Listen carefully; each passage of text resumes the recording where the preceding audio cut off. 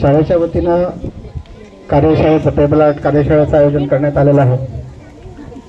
मी स्वतःला भाग्यवान समजतो की आज या कार्यक्रमामध्ये प्रमुख उपस्थिती जिल्हा शिक्षण अधिकारी श्री संजय ससाने सर यांची सुद्धा उपस्थिती लाभली। या शाळेचे मुख्याध्यापक यांनी अथक परिश्रम करून त्यांची खूप इच्छा आणि मीही त्यांना माझी इच्छा दर्शवली होती। आदरणीय श्री D.A. भिशे सर तसंच सर्व शिक्षक वृंद व आपण सर्व विद्यार्थी मित्रांनो, आज आपण एक आगळ्या वेगळ्या कलेविषयी तुमच्यासोबत चर्चा करणार आहोत किंवा तुम्हाला ही माहिती सांगणार आहे। मला असं वाटतं की आपल्यापैकी बरेच जण नदीच्या किनारी राहणारे असतात, बरोबर आहे का? किती जण राहतात नदीच्या किनारी? अरे वा, म्हणजे 60% पुढे विद्यार्थी खाली आहेत का? बरं, मी मी एकटा बोलणार नाही, आपण सगळेजण मिळून बोलणार आहोत, ठीक आहे? तर मला सांगा, नदी किनारी किंवा गंगेला आपण दोन्ही शब्द वापरतो, आपल्याकडे कुठली नदी आहे जवळ? दुधना नदीला किती जण गेले? सर्वच गेले जवळपास। बरं, नदीमध्ये गेल्यानंतर काय करतो आपण?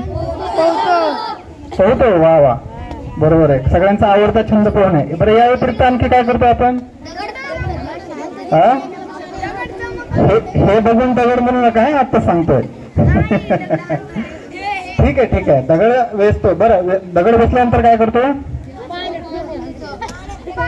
नाही, बरोबर आहे ना, खरं बोलायला तुम्ही, पाण्यात फेकतो आपण। बरं, किती जातात कोणाचे, असे किती टप्पे जातात? सगळ्यात जास्त कोणाचे जातात? हे पण छंदच आहे, हे खेळा वाटतं सगळ्यांना। वा वा, बरं, या पुढे जाऊन कोणी खडे वगैरे जमा केलेले आहेत का? आणि ते जमा केल्यानंतर काय केलं आपण? ठीक आहे, तुमच्यासारखाच मी काय केलं माहितीये का? असाच छंद मलाही पण होता। मी गोदावरी नदीच्या काठावर जन्मलेला युवक आहे। माझं गाव वजूर पूर्णा तालुक्यातलं असून या गावाच्या काठावर, या नदीच्या काठावर, जी नदी गोदावरी नदी आहे, तिथला मी रहिवासी असल्यामुळं तुमच्यासारखाच मी एक विद्यार्थी असताना किंवा लहान असताना मी नदीमध्ये पोहण्यासाठी, धार्मिक कार्यासाठी किंवा विविध कारणास्तव जात होतो।